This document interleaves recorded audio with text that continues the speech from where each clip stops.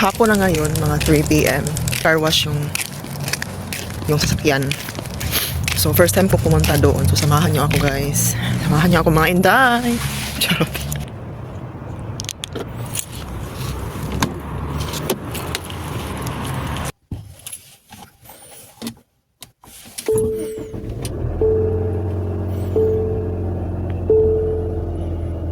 Narating na kasi yung Corolla Cross ko ngayong 27. Estimate date lang. From California pa yun, guys. From California, dineliver siya dito sa bahay. Talaga, sa address talaga namin. So ngayon 27. Meron lang akong 3 days sama sa uli yung rental car. So ganun. So ipapa-car wash ko muna siya. Actually, yung parang self-car wash. Pero hindi ko kasi alam kung paano yun. So first time ko pa pumunta doon. So my car wash ito 6 minutes away at or 7. So first time ko man pumunta doon, sana hindi ako maligaw. If nakikita nyo, guys, yung face ko sobrang oily, naglagay ako ng sunscreen. Diba? Para ma-achieve na natin yung Korean glass skin. Car wash nila dito, gumagamit sila ng credit card or coins, ganun.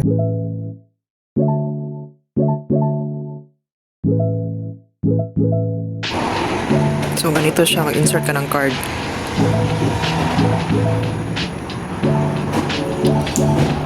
May siya, parang sa tubig yan. Ito rin yata yung sa may soap, guys. Brush. Soap brush. Okay. Again.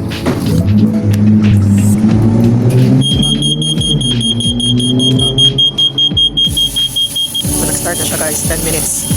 And high pressure rates. Okay na yan.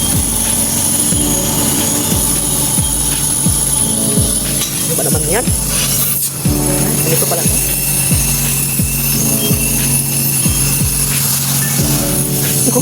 Hindi ko alam kung paano mag-rinse. Oh my God.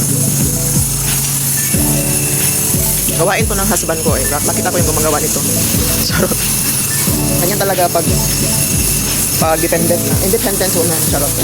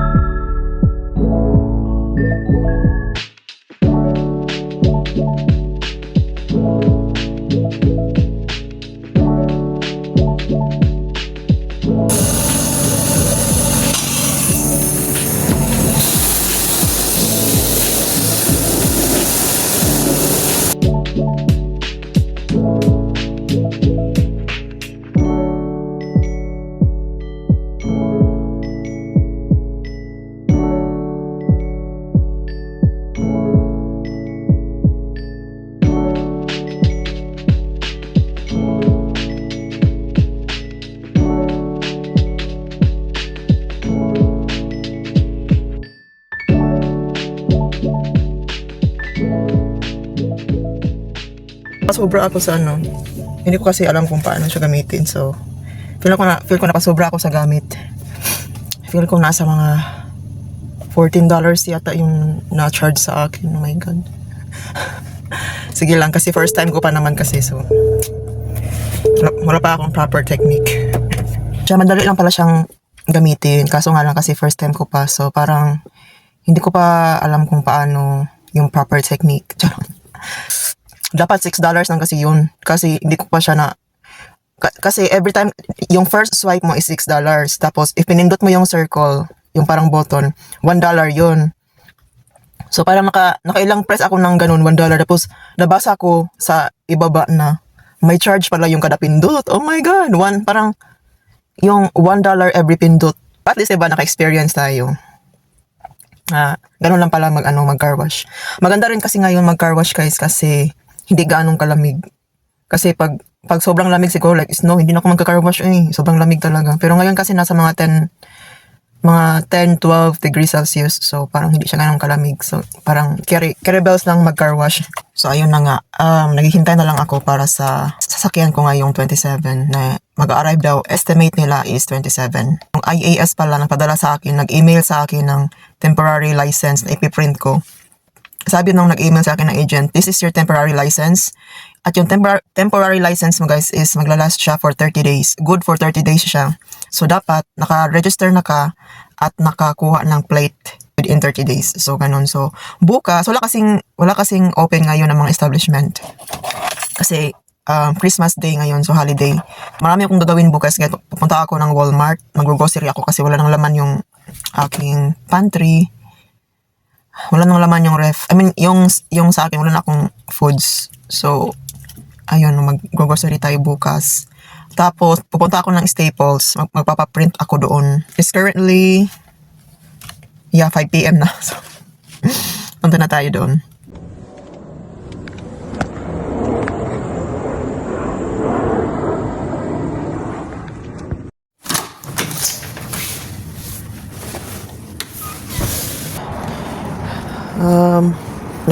Nakarating na yung sasakyan ko. Corolla Cross kanina, mga 6 a.m.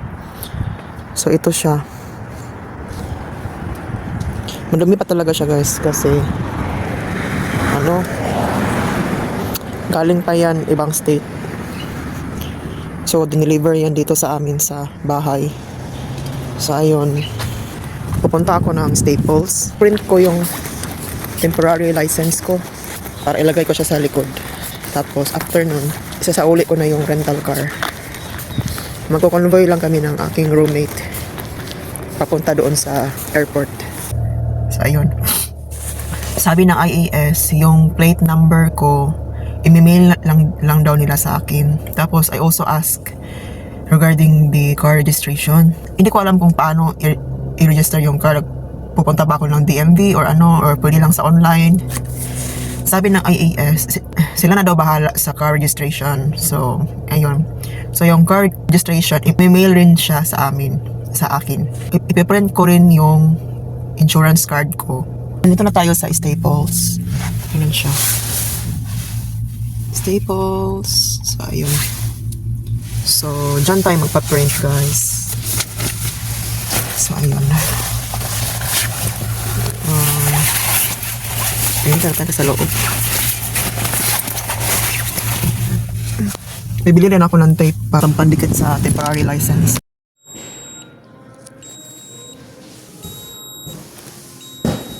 You just have to put your card in and hold. Have a good day.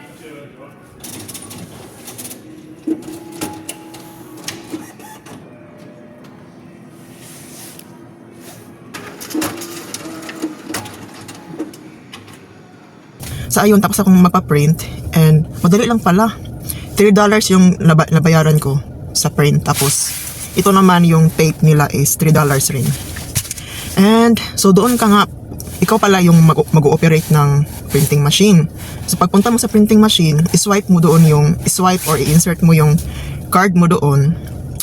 Tapos magsisend ka ng file doon sa email nila. Ang email nila is staples@printme.com. After mo masend yung gusto mong ipaprint sa email na doon, magsisend din sila ng may email sa'yo ng code. So yung code na yun yung i-input mo doon sa printing machine. So after mo ma-input yung code, pwede mo na siyang ma-print. Yung size, kung colored ba or hindi, ganun. So yun, print mo na. Madali lang pala siya. Like first time kong makakita ng ganung klaseng printing machine may paano ng card, tapos yun. So ayun, if you're asking kung bakit hindi ako nagpa-print doon sa work sa unit namin, kasi yung computer namin kasi hindi ko ma-open yung Gmail ko doon sa computer. Bawal kasi. Parang yung Gmail na site is naka-block. At hindi ko rin alam kung paano. So uwi na tayo guys kasi sasauli ko na yung car natin. Nakakalungkot. Parang nagustuhan ko na yung Nissan Rogue kasi parang naging comfortable na ako sa kanya. Pero yun, so sad. Mga inday, pupunta na kami ngayon doon sa airport kasi doon kasi yung rental na office. So nagko-convoy kami ngayon guys. Doon yung roommate ko, siya yung nagda-drive.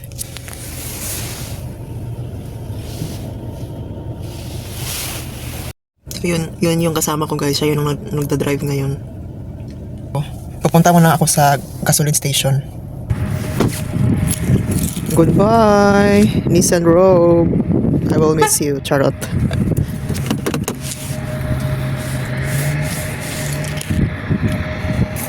Dito, doon yung office ng ano guys, ng pag-return ng sasakyan. So i-present mo lang yung driver's license mo tsaka yung key. Ito yung kasama ko guys. Ito yung temporary license.